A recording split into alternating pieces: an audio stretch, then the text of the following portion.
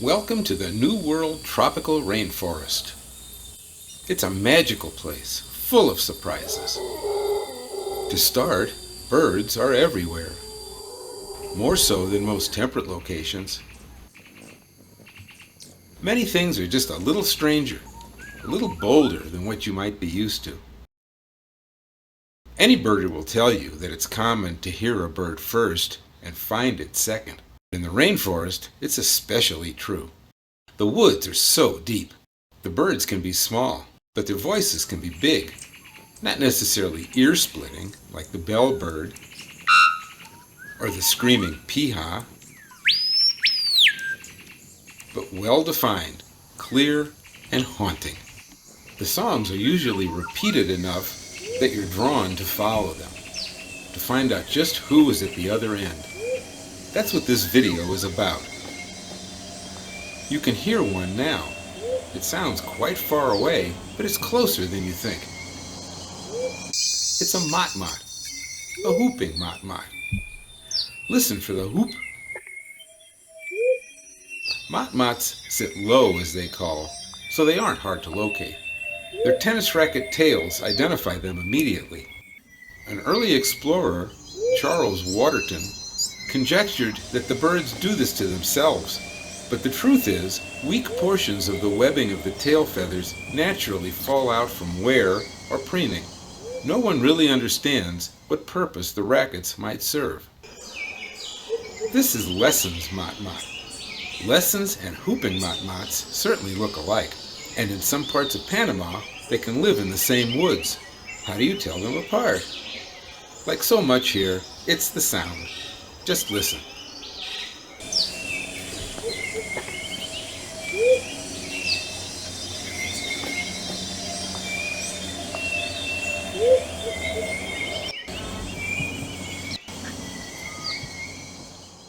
There's another call in these woods that is so otherworldly that it's hard to forget once you hear it. And the bird that makes it is itself hard to believe. It's truly ancient. Its family dates back to not long after the extinction of the dinosaurs.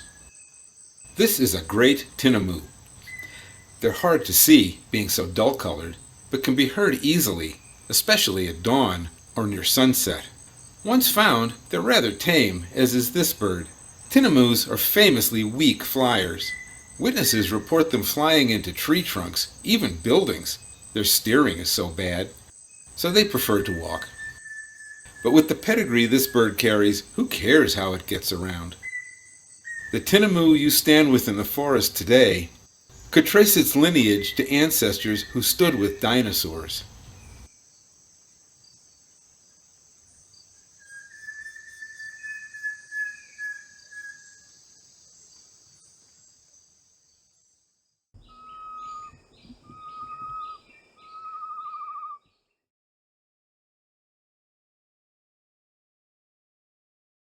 In a way, exploring and birding in the tropics is like going back in time. A farmer plowing behind a horse is not unusual. Wild birds feast in small orchards unchecked, as they did in colonial America. But the real sense of timelessness comes on a mountainside, from the feeling at dawn of looking over an unbroken sea of trees, or during a rain, hearing nothing but the raindrops and a distant bird. The way it has been for eons. There's a group of birds, not as primeval as the tinamous, but ancient in their own right. From a time when horses were the size of goats, and elephants looked like this, about 40 million years ago. They're almost songbirds, but not quite. There, in the rainforests of tropical America, they never developed the complex vocal abilities we know in the usual songbirds, thrushes, warblers, sparrows. The songs of these birds are simpler, but it's the simplicity that hits you in the gut when you hear one. The range is often that of the human voice. Some of these songs can be easily whistled or duplicated by a musical instrument. The cadence is simple repetition. The key is often minor, somewhat sad. A pair will often duet. If you don't see both of them, you assume it's one bird moving around. You think, what is that? Where is it? It's just over there. Why can't I see it? And like me, you become hooked on these little black, brown, or gray birds.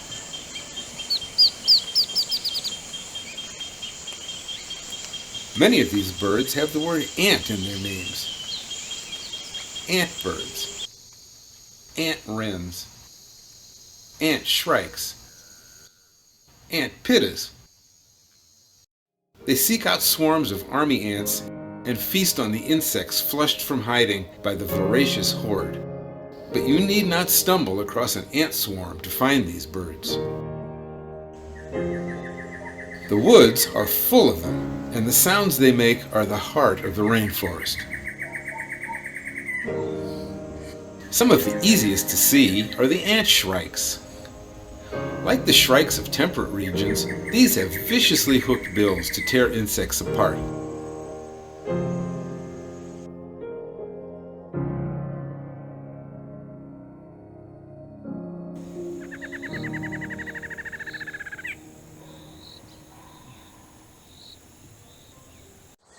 This is a female fasciated ant shrike. Fasciated refers to the tight, dark, and light banding that covers her body. She has a rusty brown cap that distinguishes her from her mate. He has some food, still fresh, and it's for her.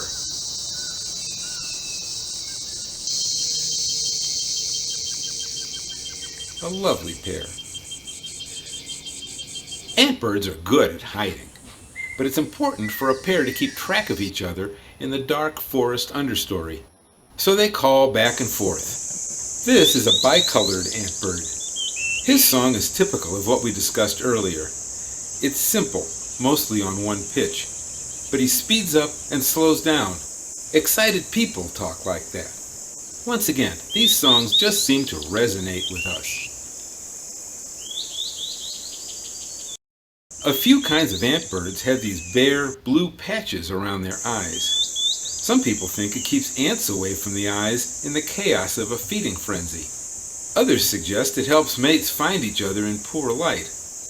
Birds can see colors we can't, such as ultraviolet. Who knows what these patches look like to another antbird?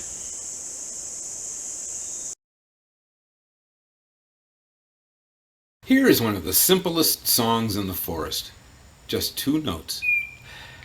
It's sad, pleading in a way, hard to ignore. It comes from the chestnut-backed antbird. Chasing little birds around the rainforest has its risks. Plants with thorns, plants bearing noxious chemicals, seriously venomous snakes, all are there. For that reason, people are encouraged to stay on the trails. It makes one antbird especially difficult to find, as it prefers to remain in deep ravines and along little streams that you just can't reach.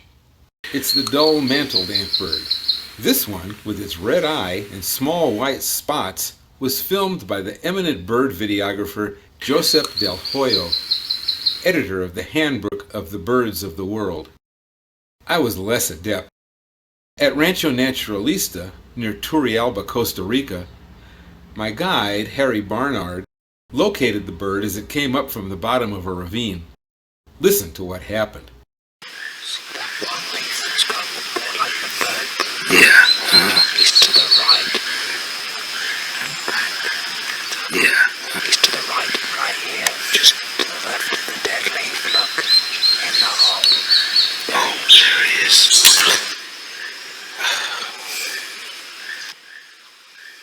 I finally got my handheld camera on him as he negotiated some stones a long way down.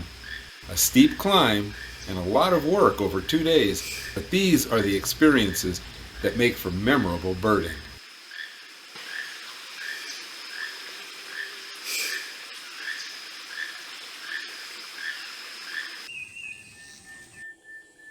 Then, once in a great while, you get something truly special. On one morning, everything came together near Pipeline Road in Panama. Something was singing not far off. One of the most haunting sounds I ever heard. with the howler monkey in the distance. I could see the bird, but it was behind branches. I lowered the camera, and the branches slid out of the way. A streak-chested antbird stood in a beam of sunlight, feathers puffed and singing. All else was quiet as the camera rolled. An unexpected bird on a lonely jungle trail.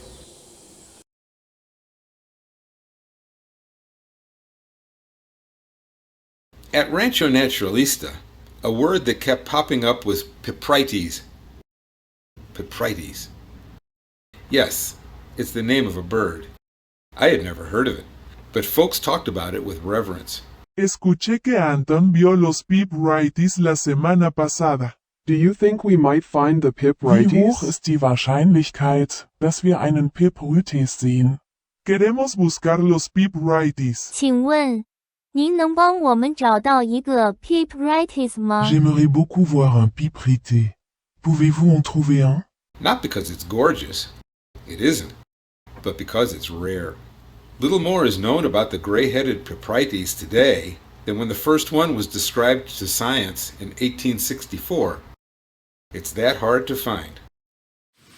So a group of us went after it. Our guide, Stephen, knew a forest where these birds were reported to live. Somewhere out there. He had a vehicle that would get us there. The Kawasaki Mule. So off we went. Deeper and deeper into the rainforest.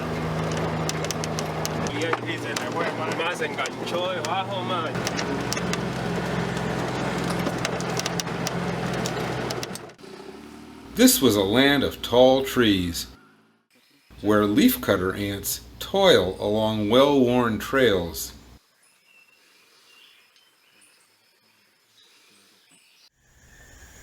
Wood creepers fly and hide among the tree trunks, often the loudest birds around.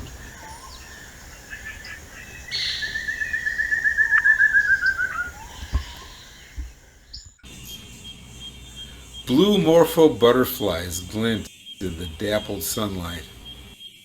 We stopped to film a black-faced ant thrush with little success. Easy to hear, hard to see. It doesn't have patience for silly photographers. And then Stephen heard the piprites and headed off in the direction of the sound. Soon he sent back for the rest of us. He had a clear photo, the gray-headed piprites, but the bird had disappeared. I set up my camera with a wide angle, pointing at where it had last been heard. The bird called, and then it was there, moving fast. It saw a caterpillar hanging from a branch, flew to the dangling insect and banged it to death before eating it and flying away. It all happened in seconds, right at the edge of the frame I had set, just barely in focus.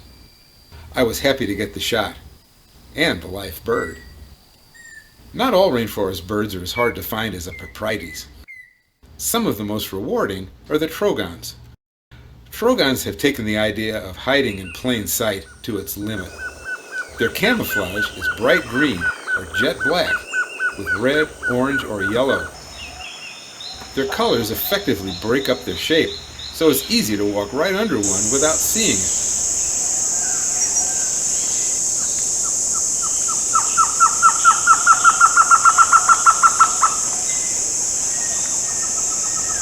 As you pass by, a toucan will stare at you like a curious puppy.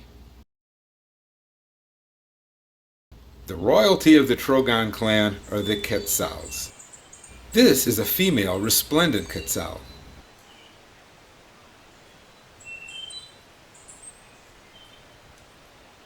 And here's the male, still wet from an afternoon rain. Once his feathers dry, he wears a helmet like a Spanish conquistador. Like most toucans, quetzals eat a lot of fruit. Always easy to find, so most quetzals just sit. For long times, and quietly, always trying to just blend in, until one of their number raises an alarm.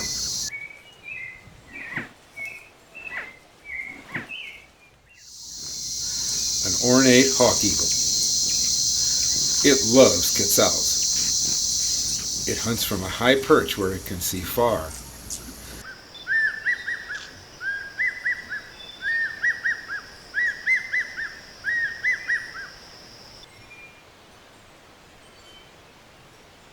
When the forest rings with the eagle's scream, all a nervous quetzal can do is find a place to hide, hoping the eagle finds a monkey in a treetop and it's safe to move on. The dance of the red-capped Manakin has been filmed many times. There's a link in the video notes. The male's footwork is like Michael Jackson's moonwalk. It's done in a forest opening on a bare branch. The show begins when a female appears, and I desperately wanted to film it. As an inducement, I painted a life-size female on styrofoam and took it to Costa Rica with high hopes.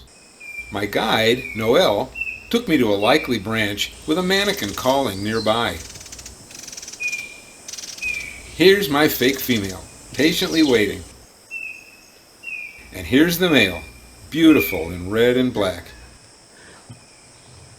And here's a rear view. After an hour of waiting, it was evident that he wasn't going to cooperate.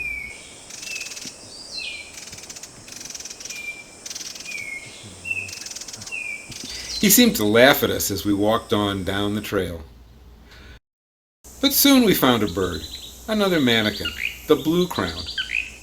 It's displaying, believe it or not, that hiccup.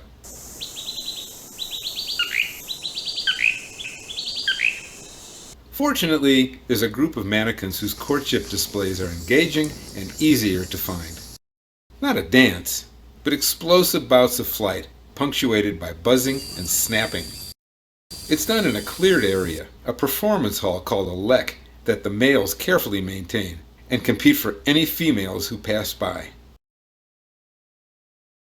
This is a golden-collared Manakin near the Panama Canal. He puffs out his chin feathers into a little beard, buzzes, and skips to a new spot a few inches away.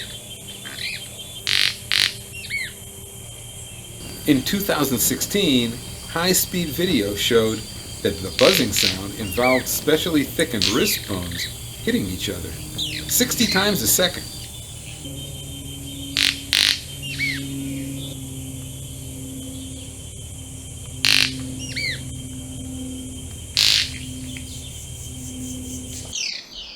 Deeper into the forest, here's an orange-collared Manakin on his lek, where he bounces between saplings, trying to attract a female.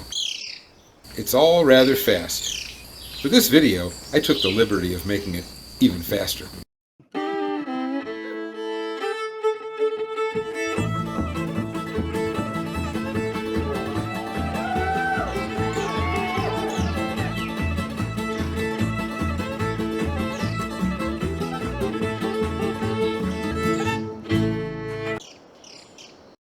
Now, in the tangles of the forest floor, we find a white-collared Manakin. It's the third Central American member of this bouncing and snapping group. This individual was very cooperative, allowing slow-motion video. He flies between perches with his beard extended, making him look like a little torpedo.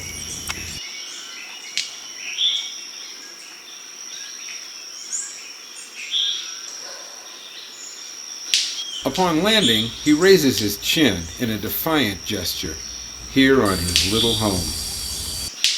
Slow motion shows the snap sound corresponds to the wings touching above the body.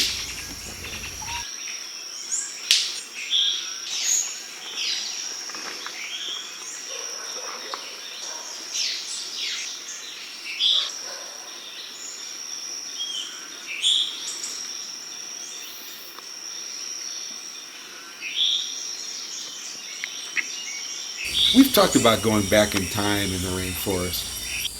Now we can pretend we're really doing it. Every North American birder knows the ivory-billed woodpecker. Its home, full of centuries-old trees, was logged to the splinter. The woodpecker's final demise came with the need for hardwood during World War II. But in the rainforests of Mexico and Central America lives a close relative, the pale-billed woodpecker. The same white neck stripes, a similar brilliant crest, the same wild-eyed look. What has saved this bird is its tolerance for younger forests where thinner trees can still sway in the breeze.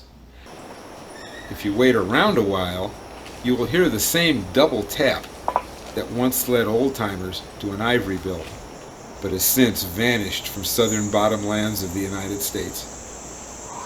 To hear it is like traveling in time, but you'll have to visit Latin America and search out a Campophyllus woodpecker to do it.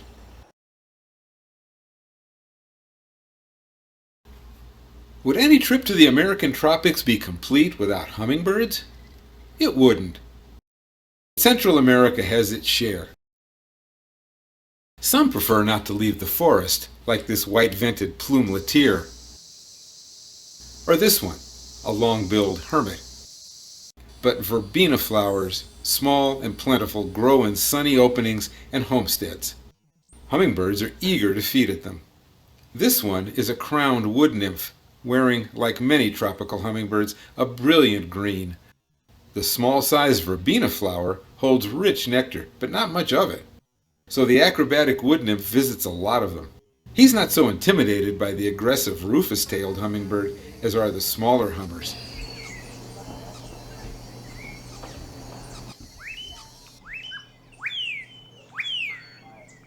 Toward the end of the day, as light begins to fail, a wood nymph returns to the safety of the forest to enjoy a bath in a secret pool of water.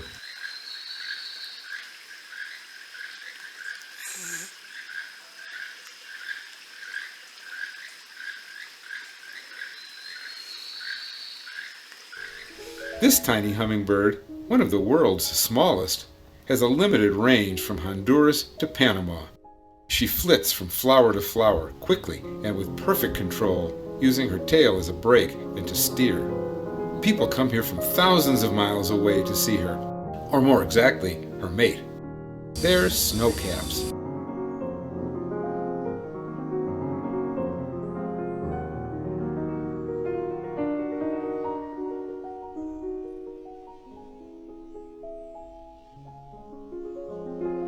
Little hummers like these are all about speed.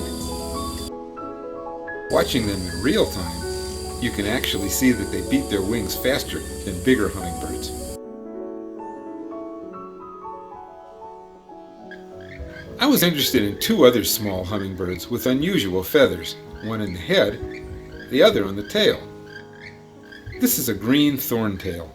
It flies in a characteristic horizontal position, with its tail held almost vertical.